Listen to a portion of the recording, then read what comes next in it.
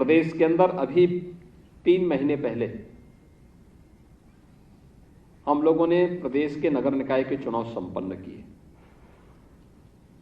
6 करोड़ मतदाता थे हमारे यहां नगर निकाय के चुनाव में। 760 नगर निकायों में, जिसमें 17 नगर निगम थे, 200 नगर पालिकाएं थी, 545 नगर पंचायतें थी, इन सब में चुनाव की प्रक्रिया संपन्न हुई और लगभग 4.5 करोड़ मतदाता भी थे और चुनाव में कहीं कोई धांधली नहीं हुई, कोई हिंसा नहीं हुई, कोई बूथ कैप्चरिंग नहीं हुई, एक भी जनहानि नहीं हुई।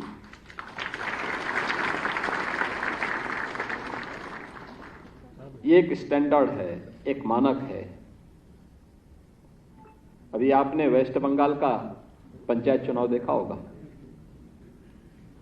यानी जिस दिन मतदान था उस दिन तो लोगों की मौत हुई ही हुई। काउंटिंग के दिन भी कल निर्दोष लोग मारे गए।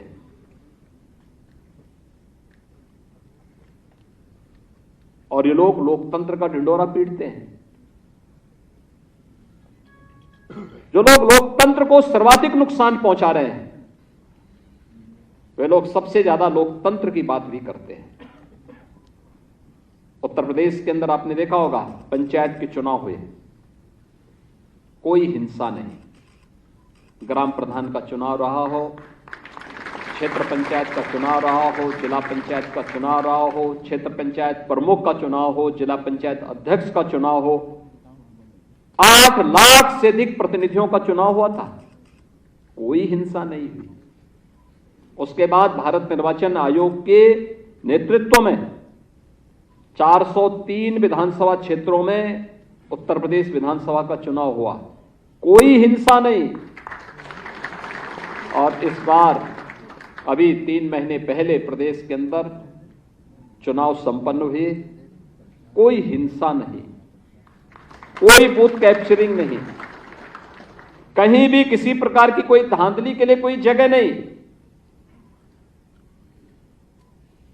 संविधान प्रदत्त हर नागरिक के अधिकार को से मिलना ही चाहिए और जब इच्छा शक्ति हो तो इच्छा शक्ति वास्तविक धरातल पर हकीकत रूप में देखने को मिलनी चाहिए और वो दिखाई भी दिया। आपने देखा है कि कुछ दिन पहले ही पश्चिम बंगाल में पंचायत चुनाव हुए, वहां सरेआम हिंसा हुई, लगातार खून खराबा हो रहा है। इस पर भी इन सब की बोलती बंद है। कांग्रेस के, लेफ्ट के अपने कार्यकर्ता वहां खुद को बचाने की गुहार लगा रहे हैं, लेकिन कांग्रेस और लेफ्ट के नेताओं ने अपने स्वार्थ में अपने कार्यकर्ताओं को भी मरने के लिए छोड़ दिया है। राजस्थान में बेटियों से अत्याचार हो या परीक्षाओं के पेपर लीक हो रहे हो, इन्हें कुछ दिखाई नहीं देता।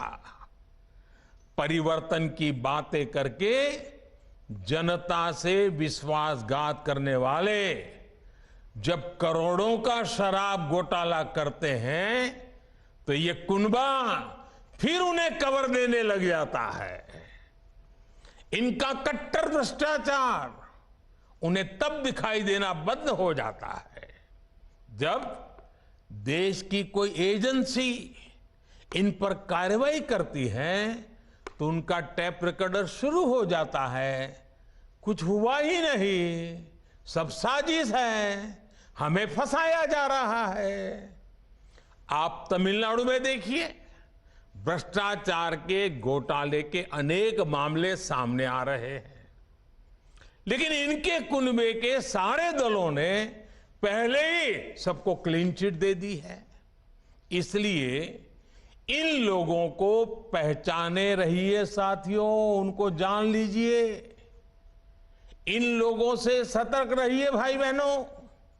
साथियों, इन लोगों की साजिशों के बीच हमें देश के विकास के लिए खुद को समर्पित रखना है।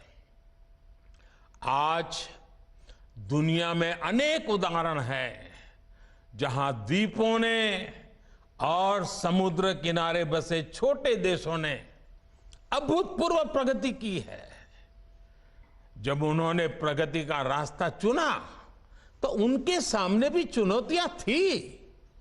सब कुछ सरल नहीं था, लेकिन उन देशों ने दिखाया है जब विकास आता है तो हर प्रकार के समाधान लेकर आता है। मुझे विश्वास है अंडमान निकोबार द्वीप समूह में हो रहे विकास के काम इस पूरे क्षेत्र को और सशक्त करेंगे। कनेक्टिविटी की ये नई सुविधा वीर सावरकर इंटरनेशनल एयरपोर्ट का नया टर्मिनल्स सबके लिए लाभकारी हो, इसी कामना के साथ वीडियो कॉन्फ्रेंस के इस कार्यक्रम में भी इतनी बड़ी तादाद में आप लोग आए। आपकी खुशी में यहां से अनुभव कर रहा हूं, आपका उत्साह में अनुभव कर रहा हूं। ऐसे मौके पर एक नया विश्वास, नया संकल्प लेकर के ये मॉडल इंक्लूजन का है, सबको साथ लेकर चलने का है। ये मॉडल सबका साथ, सबका विकास का है। और जब मैं सबका विकास कहता हूं तो इसका अर्थ बहुत व्यापक है। सबका विकास मतलब हर व्यक्ति, हर वर्ग, हर क्षेत्र का विकास। सबका विकास मतलब जीवन के हर पहलू का विकास, शिक्षा, स्वास्थ्य, कनेक्टिविटी, हर प्रकार सबका विकास। साथियों, इसी सोच के साथ बीते 9 वर्षों में अंडमान निकोबार में विकास की नई गाथा लिखी गई है।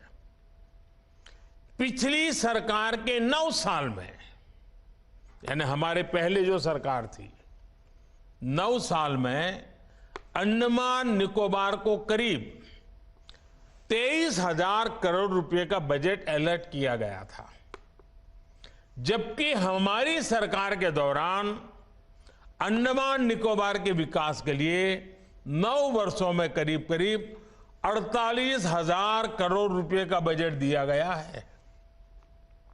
यानी हमारी सरकार ने अंडमान निकोबार के विकास के लिए पहले के मुकाबले 2 गुना ज्यादा पैसा खर्च किया है। पिछली सरकार के 9 साल में अंडमान निकोबार में